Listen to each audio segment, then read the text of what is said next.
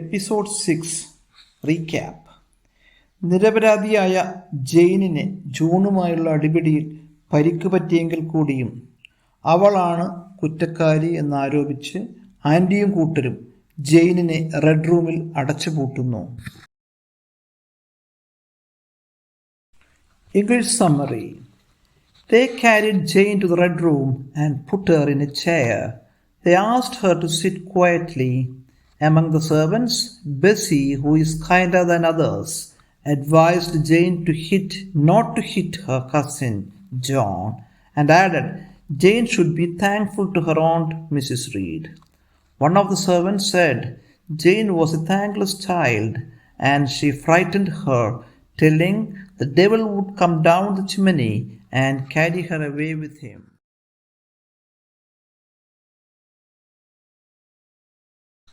Summary Malayalam. വേലക്കാർ ജെയിനിനെ red റൂമിലേക്ക് കൊണ്ടുപോയി ഒരു കസേരയിലിരുത്തി. എന്നിട്ട് കസേരയിൽ അനങ്ങാതിരുന്നില്ലെങ്കിൽ കസേരയോട് കൂട്ടിക്കെട്ടുമെന്നും ഭീഷണിപ്പെടുത്തി. വേലക്കാരിൽ ദയാലുവായ ബെസി ജെയിൻ അവളുടെ ആൻറ്റിയോട് നന്ദിപൂർവ്വം പെരുമാറണമെന്നും ജെയിനിനെ സംരക്ഷിക്കാൻ വേറെ ആരുമില്ലെന്നുമുള്ള കാര്യം ഓർമ്മപ്പെടുത്തി. അതേസമയം മറ്റൊരു വേലക്കാരി ജെയിൻ അടങ്ങിയിരുന്നില്ലെങ്കിൽ റെഡ് റൂമിലെ പുകക്കുഴലിലൂടെ സാത്താൻ ഇറങ്ങി വരുമെന്നും അവളെയും എടുത്തുകൊണ്ട് ദൂരേക്ക് മറയുമെന്നും പേടിപ്പെടുത്തി. Actual story. The servants carried me to the red room. To the red room. അതാണ് പ്രിപ്പോസിഷൻ. എങ്ങോട്ടാണ്? റെഡ് റൂമിലേക്ക്. They put me in a chair. Put me in a chair. അങ്ങോട്ടാണ്? ചെയറിലേക്ക് ഇരുത്തി. Put. മൂന്നും ഒരേ ഫോമാണ്. If you don't sit quietly, we will tie you to the chair, they said. അവരെന്ത് പറഞ്ഞു? സെർവൻസ് എന്താ പറഞ്ഞത്? If you don't sit quietly, നീ ഇവിടെ അനങ്ങാതിരുന്നില്ലെങ്കിൽ we will tie you to the chair. നിന്നെ ഞങ്ങൾ ചെയറിലേക്ക്, കസേരയിലേക്ക് വരിഞ്ഞു കെട്ടും. അപ്പോൾ ഇതിനെ പറയുന്ന, ഈ സെൻറ്റൻസിനെ പറയുന്നത് കണ്ടീഷണൽ സെൻറ്റൻസ് എന്ന് പറയും. ഇവിടെ രണ്ട് സെൻറ്റൻസുകൾ നമ്മൾ ഒരു കണ്ടീഷൻ്റെ അടിസ്ഥാനത്തിൽ ബന്ധിപ്പിച്ച് വെച്ചേക്കണം. ഈ ഇഫ് വെച്ചിട്ടാണ് സെൻറ്റൻസ് എന്ന് പറയുന്നത്. If you don't sit quietly, നീ അനങ്ങാതെ ഇരുന്നില്ലെങ്കിൽ എന്ത് ചെയ്യും? We will tie you to the chair, they said. I was afraid, I sat quiet still. അതുകൊണ്ട് അവിടെ അനങ്ങാതെ ഇരുന്നു. Sit past sat. Sit, sat, sat. You are a wicked little girl, one servant said. അതിലൊരു servant പറഞ്ഞു, you are A wicked little girl, നീ ഒരു മോശപ്പെട്ട കുട്ടിയാണ്, പെൺകുട്ടിയാണ്. Bessy, who was A servant, kinder than the other, said, you shouldn't hit your cousins. ഇവരുടെ കൂട്ടത്തിൽ ഒരു കൈൻഡായിട്ടുള്ള കൈൻഡസ്റ്റ് എന്ന് പറഞ്ഞാൽ ദയുള്ള, കൈൻഡർ എന്ന് അതിലും കൂടി ദയുള്ളത്, കൈൻഡസ്റ്റ് എന്ന് പറഞ്ഞാൽ ഏറ്റവും ദയുള്ളത്. അപ്പോൾ ഇവരുടെ കൂട്ടത്തിൽ കുറച്ച് ദയ കൂടിയ ഒരു സെർവൻ്റാണ് ബെസി. ബെസി എന്ന് പറഞ്ഞ് you should hit your cousins, നീ നിൻ്റെ കസിൻസിനെ ഒരിക്കലും അടിക്കരുത്. ഷുഡ് നോട്ട്, ഷുണ്ട്, അങ്ങനെ ചെയ്യാൻ പാടില്ലെന്ന് നമ്മൾ ഒരാൾക്ക് ഉപദേശം കൊടുക്കുമ്പോൾ എപ്പോഴും യു ഷുണ്ട് എന്ന് പറഞ്ഞു. യു ഷുണ്ട് സിറ്റ് ഓവർ ഹിയർ, നീ എവിടെ ഇരിക്കരുത്. യു ഷുണ്ട് കം ലേറ്റ്, നീ ലേറ്റായിട്ട് വരരുത്. അപ്പം അങ്ങനെ കാര്യം ചെയ്യരുതെന്നാണ് പറയുന്നത്. You shunned. Your aunt is good to you. If she didn't keep you here, who would look after you. ഇത് ഒരു കണ്ടീഷണൽ സെൻറ്റൻസ് ആണ്. ഇതിൻ്റെ അർത്ഥം കുറച്ച് വ്യത്യാസമുണ്ട്. ഇത് ഒരു സാധ്യമായിട്ടുള്ള കാര്യമല്ല, അസംഭവ്യമായിട്ടുള്ള കാര്യം, സംഭവിക്കാൻ സാധ്യതയില്ലാത്ത കാര്യമാണെങ്കിൽ എങ്കിലും സംസാരിക്കുന്ന ആൾ ഭാവിക്കുവാണ് അങ്ങനെയെങ്കിലും സംഭവിച്ച് പോയാൽ എന്ത് സംഭവിക്കുന്നതാണ് ചോദിക്കുന്നത്. അതാണ് if she didn't keep you here, നിന്റെ ആൻറ്റി നിന്നെ ഇവിടെ സംരക്ഷിച്ചിരുന്നിരിക്കട്ടെ, who would look after you, ആര് നിന്നെ സംരക്ഷിക്കും. ഇത്തരത്തിൽ നമുക്ക് സെൻറ്റൻസുകൾ പറയേണ്ട സാഹചര്യങ്ങൾ വരും. ഇതും കണ്ടീഷണൽ സെൻറ്റൻസിൽ ഒരു രണ്ടാമത്തെ ഒരു കാറ്റഗറിയിൽ പെടുന്നതാണ്. You ought to be thankful to your aunt. Ought to, ഇതിനെക്കുറിച്ച് നേരത്തെ പറഞ്ഞിട്ടുണ്ടെന്ന് എനിക്ക് എൻ്റെ ഒരു ഓർമ്മ. ഓട്ട് ടു എന്ന് വെച്ചിട്ടുണ്ടെങ്കിൽ ഒരു സ്പെഷ്യൽ സെറ്റ് വെർബുകളെ കുറിച്ച് നമ്മൾ പരാമർശിച്ചിട്ടുണ്ട്. അത് മോഡൽ വെർബുകൾ എന്നാണ് ഇതിൻ്റെ ആ വെർബുകളുടെ പേര്. അതെല്ലാം സഹായക്രിയകൾ മാത്രമാണ്. അതിന് തനിച്ച് ഒന്നും ചെയ്യാൻ കഴിയില്ല. മറ്റു വെർബുകളുടെ കൂടെ മാത്രം അതിന് ഫങ്ഷൻ ചെയ്യാൻ പറ്റുള്ളൂ. ഓട്ടിൻ്റെ കൂടെ എപ്പോഴും ടു ഉണ്ടാവണം. ഓ ടു ആ കൂട്ടത്തിൽ ഇപ്പോൾ can, could, will, would, shall, should, may, might, must, ought to. അതൊരു ഫാമിലിയാണ്. ആ ഫാമിലി ഇത് മാത്രം വ്യത്യസ്തമായിട്ടുള്ള ഒന്ന്. ഏത്? ought to. You ought to be thankful to your aunt. Thankful, നന്ദിയുള്ള. നമ്മൾ നേരത്തെ പലതും ലെസ് വെച്ച് പറഞ്ഞിരുന്നു. അതുപോലെ തന്നെ ഈ താങ്ക് എന്ന് പറഞ്ഞ വാക്കിൻ്റെ അറ്റത്ത് ലെസ് ചേർക്കുന്ന പോലെ ഫുള്ള് ചേർക്കുക. ഫുള്ള് ചേർക്കുമ്പോൾ നന്ദിയുള്ള എന്നുള്ള അർത്ഥം കിട്ടും. താങ്ക് പ്ലസ് ഫുൾ, നന്ദിയുള്ള. പവർ പ്ലസ് ഫുൾ, ശക്തിയുള്ള. കളർ പ്ലസ് ഫുൾ, നിറമുള്ള. പീസ് പ്ലസ് ഫുൾ, പീസ് എന്ന് പറഞ്ഞാൽ സമാധാനം. പീസ്ഫുൾ, സമാധാനമുള്ള. മീനിങ് പ്ലസ് ഫുൾ, അർത്ഥവത്തായ, അർത്ഥം നിറഞ്ഞ. അങ്ങനെ വാക്കുകളുടെ അവസാനം ഫുൾ എന്ന് ചേർത്തിട്ടുണ്ടെങ്കിൽ നമുക്ക് ആഡ്ജക്റ്റീവ്സ് കിട്ടും, നാമവിശേഷണങ്ങൾ കിട്ടും. Okay. Yes, said the other servant. She ought to be thankful. അവൾ ശരിക്കും നന്ദിയുള്ളവളായിരിക്കേണ്ടതാണ്. She ought to be, but she is a thankless child. താങ്ക്ഫുള്ളിൻ്റെ opposite thankless. Turning to me, she said, sit there quietly. അവിടെ എങ്ങനെ ഇരിക്കണം? അനങ്ങാതിരിക്കണം. Quiet എന്ന് പറഞ്ഞാൽ ശാന്തം. ഇവിടെ ക്വയറ്റ്ലി അതിൻ്റെ അറ്റത്ത് എന്ത് ചേർത്തു? ഒരു എൽ വൈയും കൂടി വന്നപ്പോൾ എന്തായി? ശാന്തമായിട്ട് എന്നുള്ള അർത്ഥം വരും.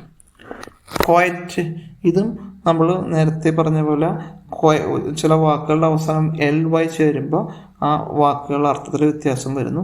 ഇത് ക്രിയാവിശേഷമായിട്ട് പറഞ്ഞ ആഡ്വേർബ് എന്ന് പറയും. Quiet plus y, quietly.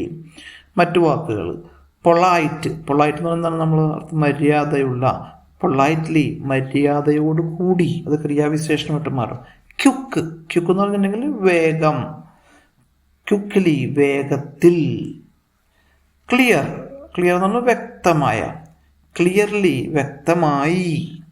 അപ്പോൾ ഇത്തരത്തിലുള്ള വാക്കുകളുടെ അവസാനം എൽ വൈ ചേർക്കുമ്പോൾ ക്രിയാവിശേഷണങ്ങൾ ഉണ്ടാകുന്നു. ആഡ്വേർബ് എന്ന് പറയും. ആ മീനിങ് ഇതാണ് ഇങ്ങനെ വരുന്നത്. ഇവിടെ പറഞ്ഞ പോലെ എന്തൊക്കെയാണ്? ക്വയറ്റ്ലി, പൊളൈറ്റ്ലി, ക്വിക്ക്ലി, ക്ലിയർലി എന്നിവയാണ്. ഇനി അടുത്ത് നോക്കാം. Thankful. If you don't, the devil will come down the chimney. നീ അവിടെ അടങ്ങി ഒതുങ്ങി ഇരുന്നില്ലെങ്കിൽ, അനങ്ങാതെ ഇരുന്നില്ലെങ്കിൽ, ഇഫ് യു ഡോണ്ട്, അത് നമ്മൾ നേരത്തെ പറഞ്ഞതുകൊണ്ട് പിന്നെ ആവർത്തിക്കുന്നില്ല. ഇവിടുത്തെ full sentence if you don't sit quietly എന്നാണ്. പക്ഷേ റിപ്പീറ്റേഷൻ ഒഴിവാക്കാൻ വേണ്ടിയിട്ട് ഇങ്ങനെ പറഞ്ഞു. ഇഫ് യു ഡോണ്ട്, നീ അങ്ങനെ അവിടെ അടങ്ങി ഒതുങ്ങി ഇരിക്കാത്ത പക്ഷം, the devil will come down the chimney. devil എന്ത് ചെയ്യും? ചിമ്മനിയിലൂടെ താഴോട്ടിറങ്ങി വരും. he will carry you away with him. അവൻ നിന്നെയും കൊണ്ട് എടുത്തുകൊണ്ട് ദൂരേക്ക് മറയും. will carry. കണ്ട, devil will come down. അതും നമ്മൾ പറയുന്ന ആ സ്പെഷ്യൽ കാറ്റഗറിപ്പെട്ട വെർബാണ്, മോഡൽ വെർബുകൾ. അത് തനിയെ നിൽക്കില്ല. വിൽ എന്നുള്ള തനിച്ച് ഒരു സെൻറ്റൻസിനൊക്കെ ഉപയോഗിക്കാൻ പറ്റില്ല. Will come down. Come down എന്നുള്ള വാക്കിൻ്റെ കൂടെയാണ് വില്ല് ചേർത്തേക്കുന്നത്. വിൽ കം ഡൗൺ, ഇറങ്ങി വരും. ഹി വിൽ ക്യാരി യു, അവൻ എന്ത് ചെയ്യും? നിന്നെ ക്യാരി ചെയ്യൂ. എവേ വിത്ത് ഹിം, നിന്നെ കൊണ്ട് ദൂരേക്ക് പോകും. He will carry you away with him. Question and answer session. ഇവിടെ ഇത് നമ്മൾ ക്വസ്റ്റ്യൻ അല്ലാതെ ആൻസറാണ് പറയുന്നത്. ആൻസറിന് ക്വസ്റ്റ്യൻ കണ്ടെത്തണം. ഇതാണ് സത്യത്തിൽ നമുക്ക് ഏറ്റവും ഉപകാരമായിട്ടുള്ള ഒരു രീതി. കാരണം ഒരാളെ ചോദ്യം ചോദിച്ചാൽ ഉത്തരം പറയാന്നുള്ളത് അത്ര വലിയ അധ്വാനം ഉണ്ടാവില്ല. പക്ഷെ ഒരാളുടെ ചോദ്യം നമ്മൾ സ്വന്തമായി ആലോചിച്ച് ചോദിക്കുക എന്നുള്ളത് അത്ര എളുപ്പമുള്ള കാര്യമില്ല. അപ്പോൾ നമുക്ക് അങ്ങനെ ശ്രമിക്കാം. അപ്പോൾ ആൻസറാണ് ആദ്യം വരുന്നത്. They carried Jane to the red room. Who carried Jane to the red room? They carried Jane to the red room. They put her in a chair. Where did they put her? They put her in a chair because she was afraid. അവൾ ഭയന്നിരുന്നു. Why did Jane sit quite still? അവൾ എന്തുകൊണ്ട് അനങ്ങാതിരുന്നു? Because she was afraid. Bessie works at Gateshead. Bessie Gatesheadലാണ് work ചെയ്യുന്നത്. Where does Bessie work? Bessie works at Gateshead. Bessie is a servant. Bessie ഒരു വേലക്കാരിയാണ്. What does Bessie do? Bessie എന്താണ് ചെയ്യുന്നത്? Bessie is a servant. നമ്മളെപ്പോഴും ജോലിയെക്കുറിച്ച് സംസാരിക്കുമ്പോൾ best structure ഇങ്ങനെ ചോദിക്കാനാണ്. ഇപ്പോൾ വാട്ട് ഡസ് ബെസ്സി ഡു നമ്മളോട് ചോദിക്കുകയാണ്. വേറെ ആളോട് ചോദിക്കുകയാണെങ്കിൽ വാട്ട് ഡു യു ഡു, എന്നിട്ട് ജോലി എന്താണ് ചോദിക്കുന്നത്. അപ്പോൾ ഇത് സ്ഥിരമായിട്ടുള്ള കാര്യത്തെക്കുറിച്ച് ചോദിച്ചുകൊണ്ടാണ് what does Bessie do. Bessie singular ആയിരുന്നു, ഡസ് ആയി. അതല്ലായിരുന്നെങ്കിൽ പ്ലൂറൽ ആയിരുന്നെങ്കിൽ അത് ഡു ആയിട്ട് മാറിയാണ്. Devil will carry Jane with him. Who will carry Jane with him? Devil will carry Jane with him. Real life story. നമ്മൾ ഈ എപ്പിസോഡിൽ റിയൽ ലൈഫ് സ്റ്റോറികൾ പറയുന്നതിൻ്റെ ഒരു ഉദ്ദേശം, നമ്മൾ അതിനെക്കുറിച്ച് ഇംഗ്ലീഷ് പഠിക്കുന്നു. അപ്പോൾ ചിലപ്പോൾ വാക്കുകൾ പഠിക്കുന്നു, ചിലപ്പോൾ സെൻറ്റൻസുകൾ പഠിക്കുന്നു, അപ്പോൾ അതിൽ വരുന്ന വ്യാകരണങ്ങളൊക്കെ പഠിക്കുന്നു. പക്ഷെ ഇതെല്ലാം കഴിഞ്ഞിട്ടും ഒരു സാഹചര്യം മുഴുവനായിട്ട് നമുക്ക് പറയാൻ കഴിയില്ലെങ്കിൽ നമ്മൾ പഠിക്കുന്നതുകൊണ്ടുള്ള ഗുണമില്ല. അപ്പോൾ നമ്മുടെ ലക്ഷ്യം തന്നെ ഒരു കംപ്ലീറ്റ് ഒരു സിറ്റുവേഷൻ, അത് അത്യാവശ്യം വലിയ പരിക്കില്ലാതെ മറ്റ് കേൾക്കുന്ന ആൾക്ക് മനസ്സിലാകുന്ന വിധത്തിൽ ഒത്തിരി തടയാതെ നമുക്ക് പറയാൻ പറ്റണം. അതാണ് നമ്മൾ ഈ ഇംഗ്ലീഷ് ഇപ്പം നമ്മളിങ്ങനെ പഠിക്കുന്നതിൻ്റെ ഈ പ്രോഗ്രാം ചെയ്യുന്നതിൻ്റെയൊക്കെ ഉദ്ദേശം അതാണ്. അപ്പോൾ അതുകൊണ്ടാണ് ഞാൻ റിയൽ ലൈഫ് സ്റ്റോറി ആയിട്ട് എല്ലാ എപ്പിസോഡിൻ്റെ അവസാനം കൊടുക്കുന്നത്. അത് നിങ്ങൾ ഉറപ്പായിട്ടും നിങ്ങളുടെ ലൈഫുമായിട്ട് നിങ്ങൾ കണക്ട് ചെയ്യണം. ഇതെൻ്റെ ജീവിതത്തിലുള്ള ചില സന്ദർഭങ്ങൾ ഓർത്തെടുത്തിട്ടാണ് ഞാനത് എഴുതുന്നത്. അപ്പോൾ നിങ്ങളും ഉറപ്പായിട്ട് ഇത്തരത്തിൽ നിങ്ങളുടെ ജീവിതത്തിലുള്ള എന്തെങ്കിലുമൊക്കെ ആയിട്ട് കണക്ട് ചെയ്ത് ഇങ്ങനെ ഓരോ സെൻറ്റൻസുകൾ കൂട്ടി വെച്ച് ഇത് ഒരു ചെറു ജീവിത സംഭവ കഥ നിങ്ങൾക്ക് പറയാൻ കഴിഞ്ഞാൽ നിങ്ങളും വിജയിക്കും.